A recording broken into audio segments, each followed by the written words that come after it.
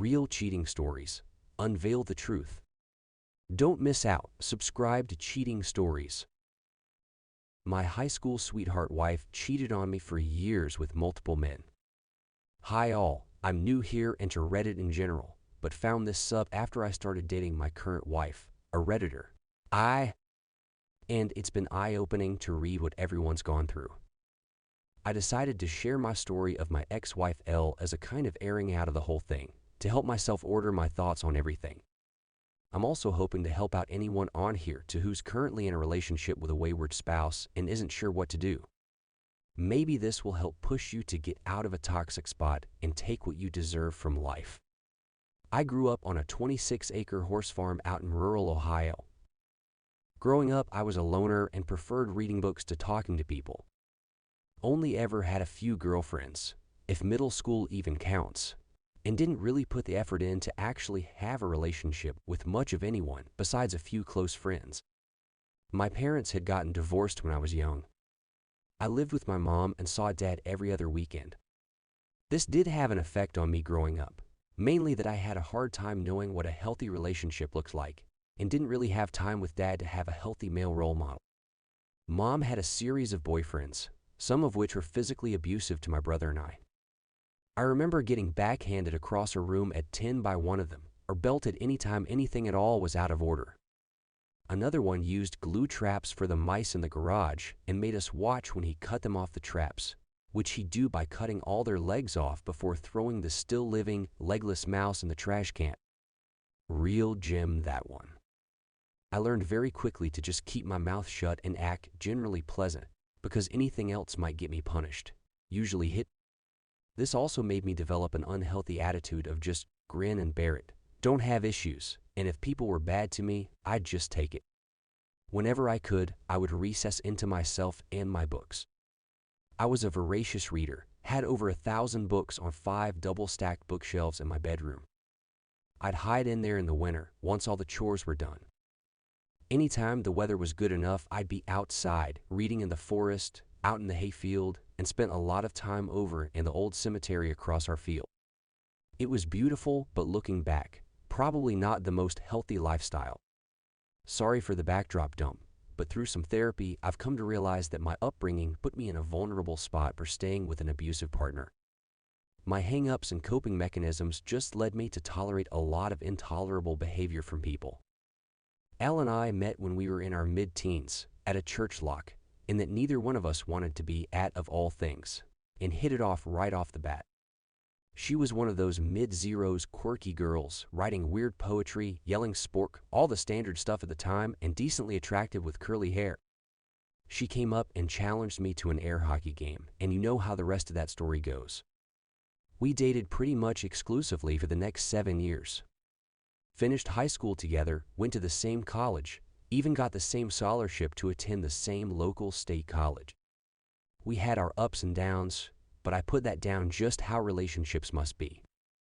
She was erratic at the best of times, tried isolating me from the few friends I had because they were jealous of her taking all my time.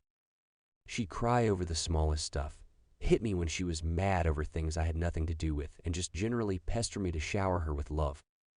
She needed constant validation from everyone around her and wasn't too shy about trying to get it. I put up with all this because she was my first real girlfriend, and she was great at just minimizing her bad behavior into something I was just too dumb to get. I just think she was being irrational, but would put up with it to get back to our normal lives. College was where the more obvious red flags started coming. Within a few months of her coming to college, she was constantly hanging around with other dudes in our dorm. Honors dorm, there were all male and all female suites that shared a building.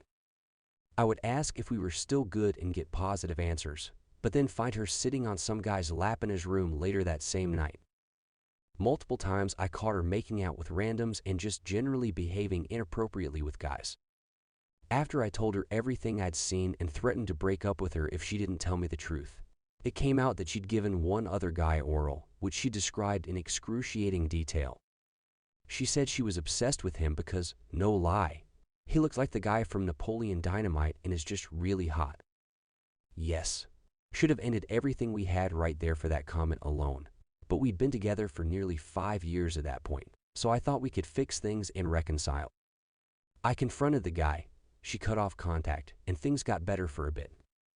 I ended up getting a decent job with a local construction company my junior year of college and saved up enough in 6 months to make a down payment on a house. This was in 2008 in an older steel town, so housing values were pretty much rock bottom. I talked it over with Elle and we decided to buy a house fairly close by our school and just start our life together while we finished up college. We also got engaged shortly after moving in. I thought that by removing her from the co-ed dorm, I'd fix her cheating issues, and it really did seem to work for a bit. All in all, it seemed like life was looking up. There were some good years for a while. She got a job selling books, then went on for a graduate degree. Actually, she tried for 4 different graduate degrees but kept quitting because they weren't what she wanted to do. I paid for the ones she couldn't get a scholarship or student loans for and just generally supported her and her decisions.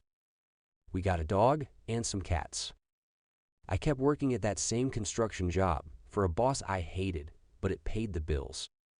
Got married in 2010 when we were 23. Kids, don't get married young. You don't know what a good relationship is yet. I want to get across here that it was exactly what I thought the good life was. I'd get up early, give her a kiss, and head into work, where I'd occasionally get reprimanded at for not reading my boss's mind. I'd do drafting and job takeoffs, or going to a job site and wear myself out doing whatever work they needed, since it was a small business and everyone wore a lot of hats. Then I'd come home, let the dog out, and listen to Elle talk about her day. If I complained about my day, I wasn't being manly enough and was just adding to her stress, so I'd just start making dinner or mow the lawn, whatever. Rinse in, repeat. I thought this was completely normal and maybe even better than average. The wheels really started to come off, though I didn't know it for a while when Elle got a new job with a local energy company doing mapping. She was finally making more than minimum wage and was only there for a few months before her boss's boss took notice of her. I don't think it was 4 months before suddenly she's getting a job as a process assistant in a large nearby city, which was a 2-hour drive for her. I'm not sure of the details, but within those same few months, she started an emotional and eventual physical affair with her new boss.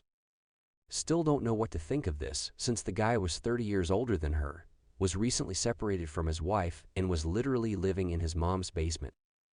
I noticed she was withdrawing more than usual from the relationship, but figured it was the stress from a big corporate job and the drive. I tried putting in more effort, surprising her with gifts and stuff, but nothing really landed. Again, I just figured she'd get used to the work and things would go back to normal. In January 2013, we moved to Cleveland to be closer to her work. I found a new and much better job. We got a really nice place for less than market price, and everything was shiny again. Sure, she had to work really late quite often, but that's corporate. She'd gotten a pay raise for her excellent works. Elle was making new work friends and was finally coming out of her shell a bit. Elle also started going out with work friends a lot and quickly started staying out very late and coming home drunk as a skunk, which led to more than a few fights between us. Things deteriorated, and again we just settled into a new equilibrium where we talked less to each other, and when we did talk, it would be the most milquetoast of topics. In December 2014, we went down to see her parents in Texas and had a great trip. It really seemed to rekindle some of those feelings we'd been missing, and it really made me realize that things were more messed up in our relationship than I thought.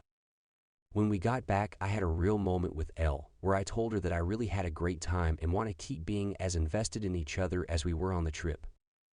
I felt like I had a kind of epiphany where I knew we could change our relationship for the better, and I was inviting her to help me with it.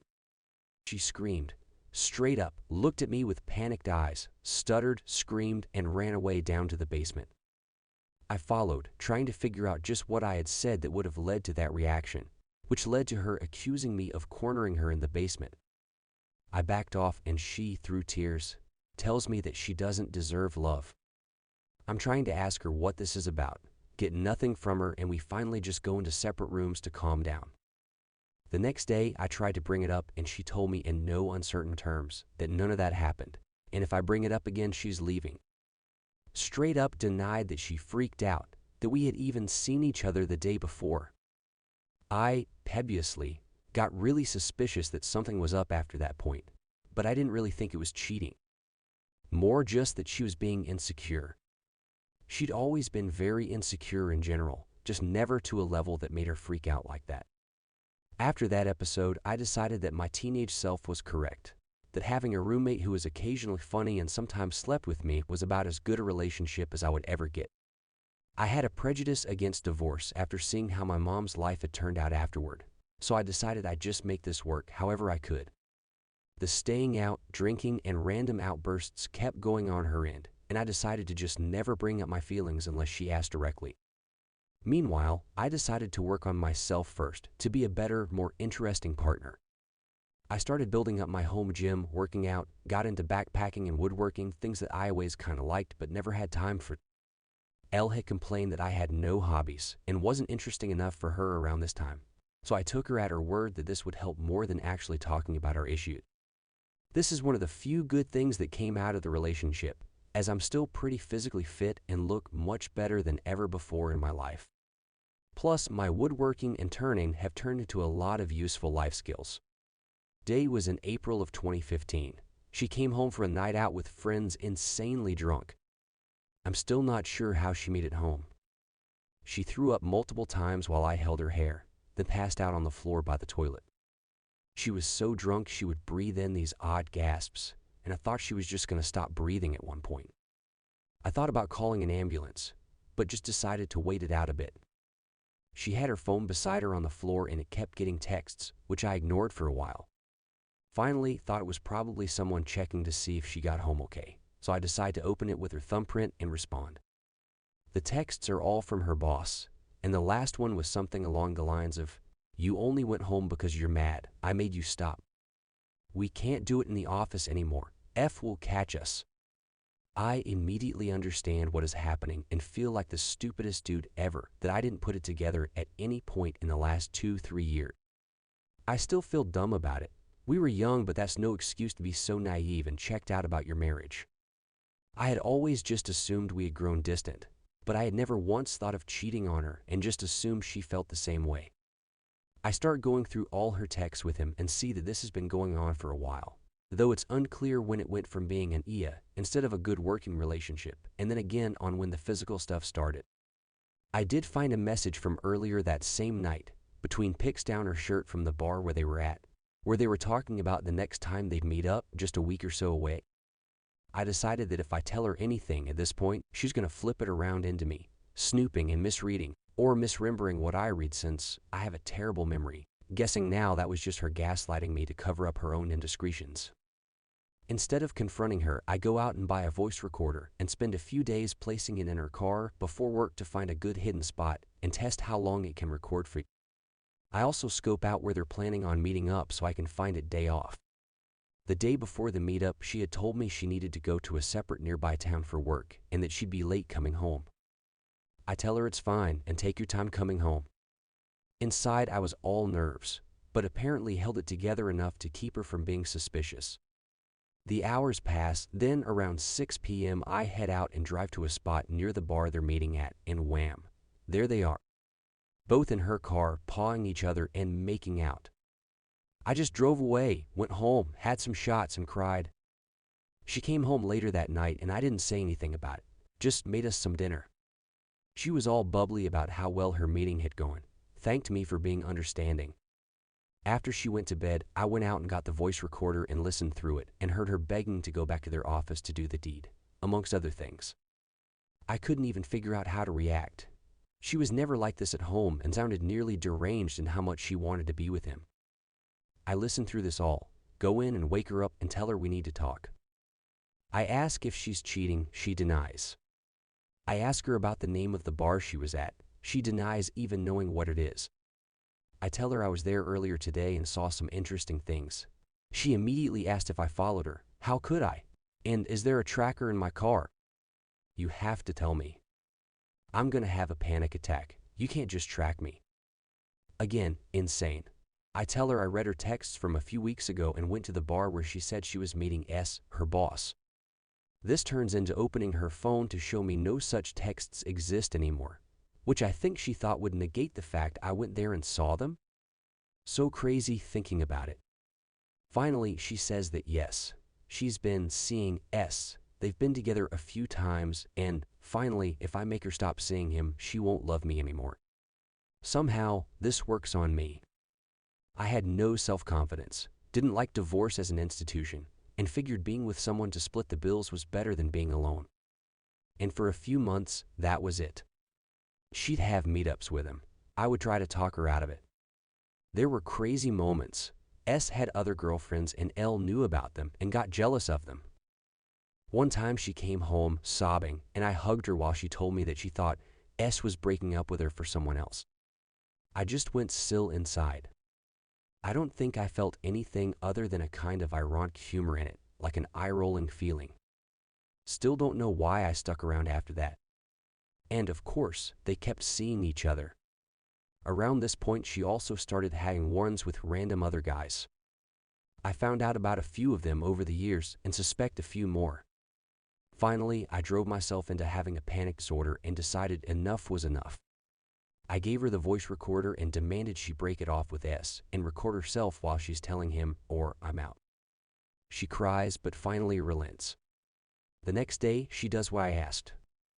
When S found out, I knew he immediately panicked, and I got to watch those texts come in on LS' new Apple Watch that she didn't realize doesn't delete texts that you remove from your phone. Things settled a bit, and we went to marriage counseling for a session. I agreed to not tell the counselor about her infidelity the session, as the condition for L to even go. The counselor then spent the whole session telling me I was smothering L by wanting to go through her phone and know where she at, which I only started doing after the cheating. We never went back. That was 2015, 2016. After that, we stayed together, and about twice a year, I'd find some new infidelity. Once she was drunk and did oral on a guy she works with in the bathroom. Once on a work trip out of state, she started texting a guy and started the weirdest IA I've ever heard of. A decent chunk of his texts were about how his grandma had to wipe his butt until he was in his mid-teens and he liked it. The whole time I just got used to pain shopping. It almost became a game for us, where she'd find out how I found out, would swear to stop saying talking to, screwing so-and-so, while also disconnecting her Apple Watch, or not using her car, etc. Looking back, I just kinda got used to it. I checked out of the relationship in any real sense. Funny enough, we have fights about me not being invested in the relationship during this time too. I finally had enough when I got a message out of the blue from one of her coworkers' wives, and she'd caught her husband and L testing and snapping. She sent screenshots of them to me and said that she wanted me to know. The screenshots really drove home to me that L wasn't just prone to straying or was making mistakes over and over. I know, it's dumb, but when you're in a relationship, if you excuse one thing, it gets easier the next time, and I had gotten to the point of excusing everything. We'd have our ritual fight over it. She'd end the affair, and the cycle begins again in a few months. In the screenshots from NL was saying things like, I should have done you the first time I saw you, setting up meetings, etc. I confronted L with the texts, and her first reaction was annoyance that the guy didn't hide it from his wife better. It blew my mind, and when I was talking with him, it was obvious she was crushed. They had 2 kids, and her husband's actions were likely going to tear the family apart. And here's my loving wife mad that he was too dumb to hide it properly, and she knew he couldn't handle this sort of relationship. Ann sent me some text later on after the affair was in the open of L telling the guy that there's basically a code of conduct for cheaters, and this guy didn't follow the rules. I snapped out of it. Like I finally felt awake after 6 years of affairs, and 10 years before that of just general abuse and incoherence. I moved into the finished half of the basement, slept on an air mattress by my gym, and started drawing up dissolution papers. I figured if the dissolution failed, I could always hire an attorney and get a divorce. I ghosted Elle as hard as I could, being in the same home, 100 Grey Rock. Elle started love bombing me in her own weird way. One time I got home from work and she'd bought a lamp for the basement and put it by my air mattress. Probably the sweetest thing she ever done for me, lol. To drive home everything, a few days later she's working from home in the afternoon and doesn't hear me go into the kitchen for a drink. I can hear she's on speakerphone on the couch, and it's S, still her boss and the guy all of this started with. I hear him ask if she's alone and she says yes. I think, really. Right now, as I'm prepping the dissolution in the same house, she's going to indulge this guy. I creep closer and listen in. He starts talking about how he's never done it in a car in an automated car wash and thinks that would be fun. Deaf. Just like, where does she find these guys? I just walk in, get behind her, head on the couch, yell-a-see. Nice hearing from you. Elle jumps and nearly falls off the couch. Just immediately hangs up, and I laugh and go put on my shoes. Elle yells, and that was rude. So I laugh again and get my coat. Elle asks where I'm going. I say, out. I must have said it in a way where she finally got it, that we are done. We have been done, and now I just wrapping it up. She runs up and blocks the door. I tell her to move, and she gets this weird little smile on her face. I still remember it. Like all this was still a game, that if she blocks the door, then I'll just have to stay and we'll still be married. That her plan to keep me by physically blocking the door has no chance of failing, and I'm just stuck now. I grabbed her by her shoulders and picked her up and moved her. Just feet off the floor right over to the side of the door, then gently back down on her feet. Told her if she tries to keep me here, I will take her apart, because I don't have it in me anymore to deal with her, and all the anger I've been pushing down my whole life was still all right there. I had never touched her violently, and still never have, but that was the closest I got. I drove off to one of my favorite local bars, hung out with friends I've been making the last few years. I texted Elle that I knew she had another work trip coming up that next week, and that when she got back, she wouldn't be welcome back in the house. Lucky me, she never came back. Moved in with a guy she'd been seeing down there, where they both lived in his brother's dining room since said guy was unemployed and living with his brother. Again, gyms. Her cheating life was a regular gym mine. I only saw her a few times after that. She signed the paperwork I sent her with next to no changes. She came back to Ohio to sign the paperwork in December 2019 and brought her new guy, which was about as awkward as you'd expect. New guy seemed to think that I was at fault for the divorce for being abusive, and he was there in case I got violent. Again, I had never hurt her, and that includes when she'd get violent with me. I'd just pin her arms and wait for her to stop trying to hit me. I never told him that she'd cheated on me, because I'm pretty sure he was one of the guys she did it with, so I'm thinking he already knows. The other time, she came back for her stuff that was still in the house, while I watched her pack up. A few months had passed. She told me she got a new apartment and that new guy had moved in without asking. She found out when he was helping her move and sat the urn with his dead dad in it on her table. She gave me a weird, help me look, and I just laughed. After that, I didn't see her again. Within a week of the divorce, I got cold approached by a girl at concert and got her number, then again at a local event. Within a month, I was actively dating 4 people, all of which were better than Elle in every way. My friends said that I had that fresh on the market vibe, lol. I was just happy for the first time in a very long time, and it made it easy to attract people. I calmed down a bit on the dating, though I did have a few girlfriends. Doubled down on my workout routine. Went to Peru and hiked the Cordillera Blanca Mountains and almost got stuck there when '19 hit. Got into my ancestry after a 23andMe test and found a weird little utopian commune that was founded by a guy with my last name, though it's mostly historical buildings now. Elle tried to stay in contact over the last few years, sometimes for actual important things, mostly bull just trying to keep me in her life somehow. She texted me once saying that taxes suck as a single, so she's getting married for tax reasons. When she found out I had found someone and gotten engaged, she sent a congratulations card to the house that she had hand-painted herself, which immediately went in the trash. Or the fact that new guy was recently diagnosed with Mrs. I don't see Elle sticking around and suddenly finding her caring side to take care of dude 10 years her senior with a neurological issue. In August 2020, I encountered my current wife, CE. She's amazing, had gotten out of a bad marriage with a guy who seems a mirror image of Elle. We hit it off when I was talking with a buddy of mine, and I said, I'm just looking for someone normal. She heard me and we both looked at each other for a second with a funny me too. So look, got married after 2 years of dating this last September, and we've never even fought once in the last year. She takes care of me. I take care of her. We talk every day and it's always beautiful. It's really tough to describe, but she's the one. I'm doing much better now. I look back on all that, on literally half of my life and wonder why I stayed for so long and through so much, especially when it was so easy to find someone so perfect afterwards.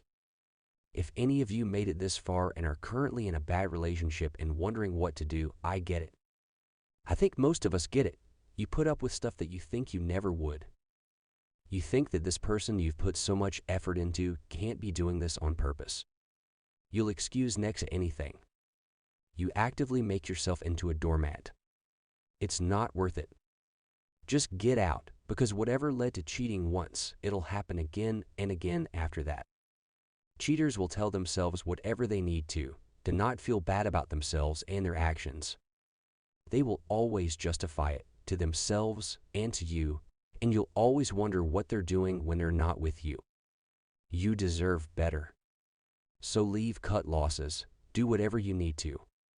My hang-up on divorce and low self-confidence kept me in way longer than I ever should have, and nothing that happened in the relationship in the years after I found out helped me in any way. The only person that can get you into a better headspace is yourself and focusing on you and the people that actually care about you. It gets better once you leave. That was another real cheating story. Please drop a line in comments. What do you think about it? I wish you a great day.